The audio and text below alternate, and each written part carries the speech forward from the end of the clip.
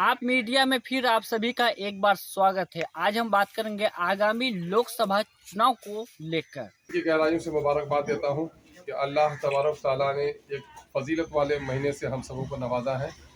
अल्लाह रब्बुल इज़्ज़त से दुआ है कि अल्लाह तबारक ताला हमें रमज़ान मुबारक के फयूज़ व बरक़ात से नवाजे, अपनी रहमतों का हक़दार बनाए, हमें और हमारे मरहूमैन को की मग़फ़िरत फरमाए और नारे जहन्नम से खलासी का सबब पैदा करे। मेरे भाइयों, इस वक्त मैं आपके पास एक फरियाद लेकर आया हूँ। मैं तीसरी बार आपके दरमियान में पार्लियामेंट के उम्मीदवार की हैसियत से आया। इंशाअल्लाह 3 तारीख को नॉमिनेशन करूँगा। मेरी जो लड़ाई है इस वक्त सीमांचल की बदहाली के खिलाफ लड़ाई है। और ये इलाका जो आज से 40-50 साल पहले इतना खुशहाल था कि बिहार के दूसरे इलाके का मजदूर आकर यहाँ काम करता था। गरीबी थी, लेकिन आपसे ज़्यादा गरीब लोग उधर था। लेकिन आज हाल ये है कि पूरे बिहार में सबसे गरीब इलाका, सबसे कम पढ़ा लिखा, सरकारी नौकरी सबसे कम। ऐसी सूरत हाल में हमको गौर करना चाहिए कि हमारी ऐसी हालत क्यों हुई। हम लोग तरक्की ये समझते हैं कि बाल बच्चा हो गया, कमाने वाला, तरक्की हो गई, सरकारी नौकरी मिल गई, तरक्की हो गई, कारोबार चले गए, तरक्की है। लेकिन ऐसा सच नहीं है। ये भी हक है, इससे भी तरक्की होती है, लेकिन असल तरक्की होती है सरकारी पॉलिसी से। जरा सड़क अभी बनले सरकारी बनले जमीला क्यों बढ़ेगा ना, ये क्या हुई? सरकारी पॉलिसी की वजह से।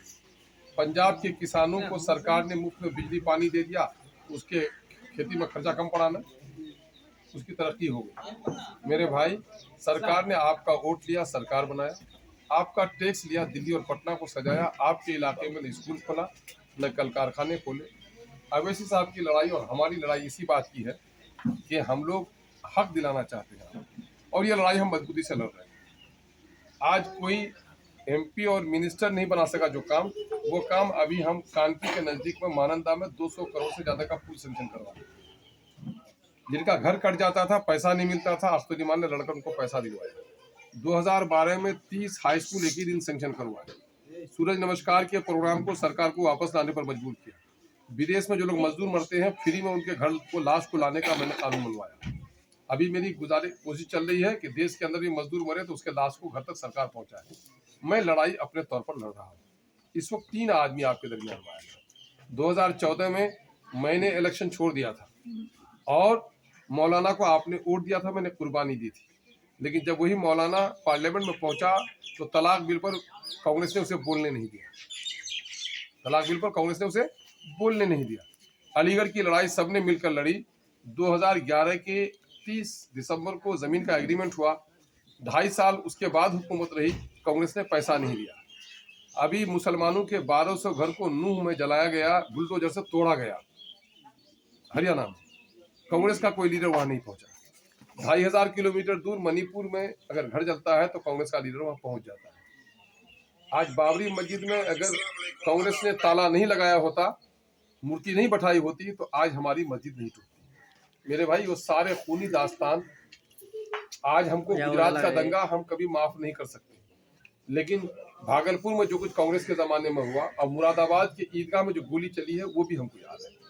मेरे भाई, कांग्रेस के नुमाइंदे को वोट देना अपनी नस्लों को बर्बाद करना, और कांग्रेस का जो नुमाइंदा है वो इतना नाकारा है कि वो किसी काम के लायक नहीं। दूसरी तरफ एक नुमाइंदा आपका आएगा मोदी का। गलती में मत रहिएगा कि ये नीतीश का है। नीतीश तो खुद ही अपना जाके अभी कह रहा है कि मोदी जी अब हम कहीं नहीं भागेंगे। क्या कि नहीं किया मौलाना? कहीं नहीं भागेंगे मोदी। जब वो नहीं है, मुसलमानों के खिलाफ कई कानून बने। सीए का कानून किसके खिलाफ बना? मुसलमानों के खिलाफ। तलाक का कानून किसके खिलाफ बना? मुसलमानों के खिलाफ। सीएए एनआरसी का कानून किसके खिलाफ बना? मुसलमानों के खिलाफ। गुजरात में माऊ बहनों की इज्जत टूटी बीजेपी के राज में। बाबरी मस्जिद तोड़ा बीजेपी वालों ने। दाढ़ी और टोपी को नोचा बीजेपी वालों ने। अभी नमाज की हालत में वो दिल्ली जहां आपके बाप दादा बादशाह हुआ करते थे, 2 रकात जुमा की नमाज पढ़ते हुए पुलिस की लात मारी, इसमें भी बीजेपी का दखल है। क्या आप नहीं चाहते कि हम दुनिया में इज्जत से जिंदगी गुजारें? आपकी एक आवाज अवैसी उठा रहा है। अवैसी आपकी दर्द की आवाज है। केरल के मुसलमानों ने अपनी सियासी पार्टी बनाई, केरल का मुसलमान खुशहाल हो गया। बिहार में जादव ने अपनी पार्टी बनाई, जादव खुशहाल हो गया। वैरी कुर्मी ने अपनी पार्टी बनाई, खुशहाल हो गया। पासवान ने अपनी पार्टी बनाई, मजदूर गरीब बेचारा, और उनके लोगों का जुमला निकलता है कि ऊपर आसमान नीचे पासवान। तो मेरे भाई, क्या आप अपनी पार्टी नहीं बनाइएगा? तो आप अपनी पार्टी बनाइए। और आज हमारा एमएलए भाग गया, जिसका हमको गम है, आप लोगों को भी तकलीफ है, लेकिन मुनाफिक अल्लाह के रसूल की जमात में भी रहा, उसका हिसाब 25 में आप लोग कीजिएगा। 24 में तो मुझे मौका दीजिए, ताकि इस इलाके के मसाल और मुसलमानों की जो कोई आवाज़ नहीं बनता, हम उसकी आवाज़ बनें। मुझे वोट दीजिएगा तो अवैसी साहब मजबूत होंगे। जो दरख्त फल देता है उसके जड़ों में पानी डालना चाहिए कि नहीं? पानी डालेगा ना, कुल्हाड़ी जलाइएगा। और जो कांटेदार दरख्त आपके जिस्म को घायल करे उसे उखाड़िएगा कि नहीं उखाड़िएगा? तो मुझे वोट दीजिएगा तो मजबूत होगा कौन? अवैसी। और मुजाहिद को वोट दीजिएगा तो जीतेगा कौन? मोदी। तो क्या गुजरात में जो माओ बहनों की जो इज्जत टूटी, मोदी का चेहरा देखकर आपको वो गुजरात याद नहीं आता क्या? बाप का कातिल 5 साल के बाद बस्ती में आए तो बाप के कत्ल की याद ताजा होती है कि नहीं होती है? गुरु चोटो भी 4 साल के बाद आया, उसको भी कहते ये साला गुरु चोट करके लिया था, है ना?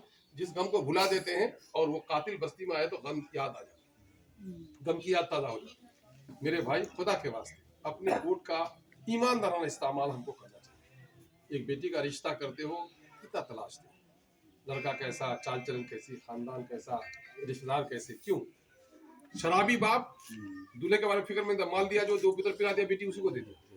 लेकिन जो गैरतमंद बाप होता है वो तहकीक करता है कि दामाद कैसा होगा, बहू कैसी आएगी। एक बहू अगर गलत आ गई तो खानदान तोड़ डालेगी, और एक दामाद आवारा हो गया तो बेटी की जिंदगी बर्बाद हो गई। खुदा की कसम मेरे भाई, एक आवारा दामाद एक बेटी की जिंदगी बर्बाद करता है।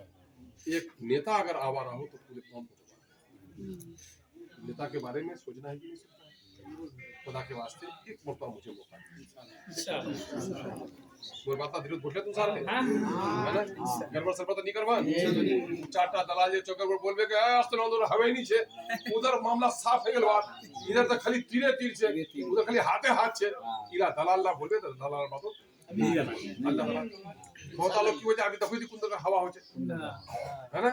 हवा तो रो धूल, हवा तो रो गिरा हुआ पत्ता, कागज का टुकड़ा, हवा पत्थर उड़ा नहीं उड़ा ना। तो आप कागज का टुकड़ा बनना चाहते कि पत्थर बनना चाहते हैं? पत्थर पर अगर पत्थर लगा दे तो दीवार बनेगी कि नहीं? वो हवा से उड़ेगी नहीं, बल्कि हवा के रुख को मोड़ देगी। हवा के रुख को अगर गलत हवा उठे तो उसके रुख को मोड़ देना ईमान है ना? आग में कूद जाना इब्राहिमी सिफत है ना? जल जाना या बचा लेना खुदा का काम है। हम जब तय कर लेंगे कि ये हक है, उस पर हम डटेंगे। गांव का सरदार नहीं मानेगा, लेकिन हम कहेंगे कि वार बने हिस्सा मिलो होचे मियां रकम 5 आना 4 भाई 3 ही 2 जुल्म करो। सरदार नहीं दिलाया उसको, लेकिन खुदा के यहाँ फरिश्ता कहेगा कि खुदा इस पंचायती में सख्त हक बात ये बोला था, आपकी नजात है ना? दुआ याद रखना। आइए हाफिज मुझे आए दो, तुम्हारा आजाद कर दो जी, इस तारीख है ना? वो आपके पीछे उसको निछावर कर दिया, वो आजाद ही है। अभी हटा लीजिएगा। हाँ, वो वीडियोग्राफी करेगा, केस फाइल कर देगा। और बता